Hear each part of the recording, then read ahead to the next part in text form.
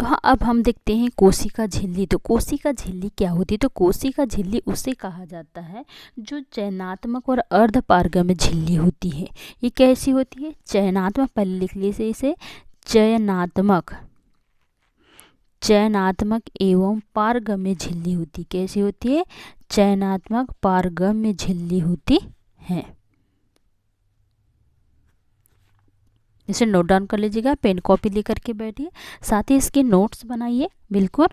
अगर इसके देखिए कोशिका झिल्ली की मोटाई देखते हैं, तो कोशिका झिल्ली की जो मोटाई है, तो इसकी मोटाई कितनी होती है? तो इसकी मोटाई होती है 75 एंगस्ट्रॉम होती है। कितनी होती है? 75 एंगस्ट्रॉम होती है। साथ ही देखेंगे इसकी खोज किसने की गई है? तो इसकी खोज किसने की है? क्रेमर एंड नैगली ने की है। किसने की है? क्रेमर एंड नैगली ने की है। क्रेमर एंड नैगली ने की है। ये क्या होती है? जो 1855 में इसे कोशिका कला नाम दिया गया था। कब दिया गया? इसे कोशिका कला नाम दिया गया। कोशिका कला कब दिया गया? 1855 में दिया गया। कब दिया? 1855 में कोशिका कला नाम दिया गया। किसके द्वारा दिया गया? क्रेमर एंड नैगली के द्वारा दिया गया। साथ ही प्रिफर ने 1877 में क्या है? प्लाव के नाम से दिया। 1931 में प्लाज्मा लेमा नाम दिया। किसने? प्लाव ने दिया। किसने दिया? प्लाव ने क्या कहा? 1931 की बात है, तो 1931 में प्लाज्मा लेमा नाम दिया। प्लाज्मा लेमा 1931 में प्लाव ने प्लाज्मा लेमा नाम दिया। ठीक है। उसके बाद आप देखते हैं कि ये होती क्या है। ये जंतु और पादप दोनों कोशिकाओं में पाए जाने वाली एक कोशिका होती है। सबसे बाहरी कोशिका होती है, जो दोनों भागों में सबसे बाहरी भाग में पाई जाती है। तो ये कैसी होती है? जंतु और कोशिका दोनों में पाई जाती है। किस में पाई जाती है? जंतु और कोशिका दोनों में पाई जाती है। कैसे होती है? दोनों में पाई जाती है।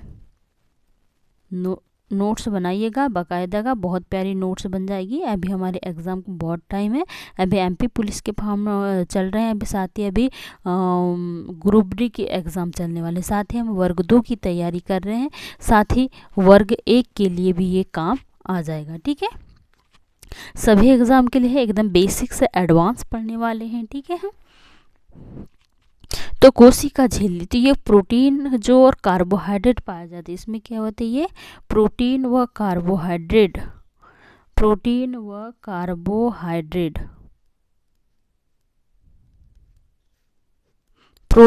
कार्बोहाइड्रेट इसमें पाया जाता है। ठीक है। इसके बाद एक तरल मोज़ेक मॉडल दिया गया है। क्या है?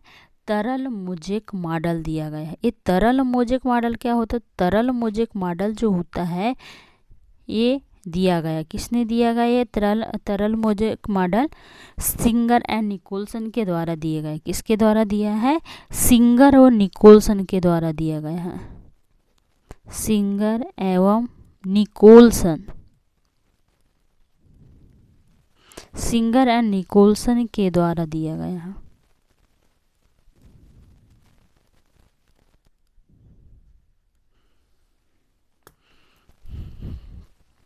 ये तरल मोज़ेक मॉडल क्या होता है? तो इसकी आकृति कुछ इस टाइप से होती है, देख लीजिएगा। इसकी जो आकृति होती है तरल मोज़ेक मॉडल की, तो इसकी आकृति ऐसी कुछ होती है, मैं बना रही हूँ। ठीक है, ये दोनों हेड रहते हैं।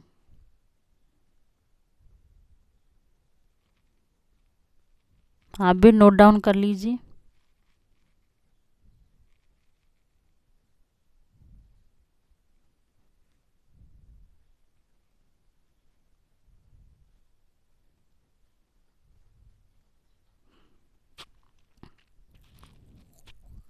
ये जो ये वाला भाग होता है, जो ये वाला भाग होता है, ये कैसी होती है, ये दो इस तरह की होती है, पहला स्तर और ये दूसरा स्तर, ये दोनों इस तरह होती है। ये कोशिका झिल्ली होती है तो ये कैसी होती है, दो इस तरह होती है। तो देख लीजिएगा, एक स्तर है, दो स्तर, दो इस तरह का होता है। और ये क्या होता है, प्लाज्मा झिल्ली दो इस तरह का होता है। तो ये क्या होता है, फास्फोलिपिड की बनी होती है। इसे नोट डाउन कर लीजिए, यहाँ फास्फोलिपिड की बनी होती है, यहाँ लिख लीजिए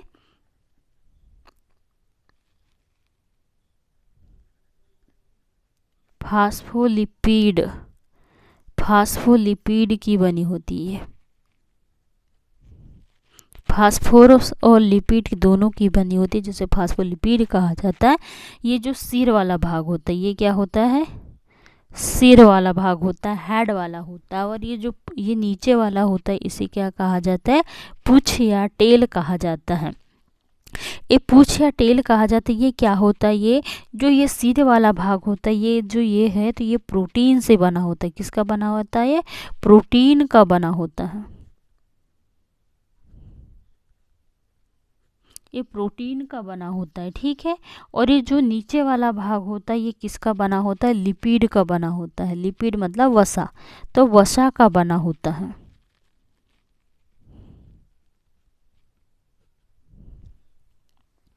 ठीक है। ये जो सिरा है, तो इसको ध्रुवीय सिरा कहा जाता है। इसको ध्रुवीय सिरा कहा जाता है क्यों, क्योंकि ये प्रोटीन से बना होता है। और ये क्या होता है, जल में घुलनशील होता है। ये क्या होता है, जल में घुलनशील होता है, इसलिए ही इसे क्या कहा जाता है, जल में घुलने के कारण इसे हाइड्रोफिलिक कहा जाता है। इसे क्या कहा जाता है, हाइड्रोफिलिक कहा जाता है। क्यों कहा जाता है, क्योंकि ये जल में घुलनशील होता है, ये प्रोटीन का बना होता है, और जल में घुलने के कारण ही इसे हाइड्रो, जो जल वाली बात आती है वो हाइड्रो कहलाती है, तो ये हाइड्रोफिलिक कहा जाता है। और ये जो पूंछ वाला भाग होता है, तो ये क्या होता है, कोलेस्ट्रॉल का बना होता है, लिपिड का बना होता है, वसा का बना होता है। ये कैसा होता है, जल में घुलनशील होता है, जल में अघुलनशील होता है, अघुलनशील होता है, जल में अघुलनशील होता है। इसलिए ये वसा, लिपिड वसा, आप देखेंगे जैसे वो वसा था, घी में जो चिपचिका पड़ा, उसी को तो ये वसा कहा जाता है। तो ये क्या होता है, अघुलनशील होने के कारण हाइड्रोफोबिक कहा जाता है। इसे क्या कहा जाता है, हाइड्रोफोबिक कहा जाता है। क्या कहा जाता है, हाइड्रोफोबिक कहा जाता है। कोलेस्ट्रॉल घी, वसा, लिपिड का बना होता है, जैसे तेल, घी, वसा का जो गाढ़ापन होता है उसे ही पाया जाता है। ये जो फास्फोप्रोटीन की बनी होती है, तो फास्फोलिपिड की बनी होती है, कम से कम इसमें 60% प्रोटीन होता है। कितना प्रतिशत, 60% प्रोटीन पाया जाता है, जो हमारे झिल्ली में काम आता है, ठीक है। तो इस प्रकार ये कोशिका झिल्ली, तो कोशिका झिल्ली के जो कार्य है तो उसको देख लेते हैं। कोशिका झिल्ली का काम है, जो जीवद्रव्य होता है उसको बाहरी वातावरण से कैसे करता है, अलग करता है। अलग जितना भी जो जीवद्रव्य होता है, जितने प्रकार के भी जो जीव पाए जाते हैं, लिक्विड पाया जाता है, तो उसको जो बाहर से आने वाले जो वातावरण रहता है उसको क्या करता है, अलग रखने का काम करता है, जो कोशिका को आकार भी प्रदान करता है। कोशिका को क्या करता है, सेल को क्या करता है, स्टैंड रहने के लिए प्रदान करता है, खड़ा रखने के लिए मतलब आकार प्रदान करता है, ठीक है। इस प्रकार ये कोशिका झिल्ली का कार्य है, इसलिए इसे भी चयनात्मक झिल्ली कहा जाता है, क्योंकि ये जो कोशिका से जितने भी बाहर से अंदर आने वाले जो होते हैं, बाहर अंदर आने वाले बाहर जाने वाले जो अणुओं का ये चयन भी करता है। क्या होता है, इसका जो कार्य है कोशिका में बाहर से अंदर और अंदर से बाहर जो जितने भी आने जाने वाले होते हैं अणुओं का ये चयन करता है, इसलिए इसको चयनात्मक झिल्ली भी कहा जाता है। और ये कैसी होती है, सजीव संरचना होती है। कैसी होती है, यहाँ लिख लीजिएगा, ये सजीव संरचना होती। कैसी होती है, सजीव संरचना भी होती है, ठीक है। तो सेल वॉल देख लिया, उसके बाद का सेल मेम्ब्रेन देखा।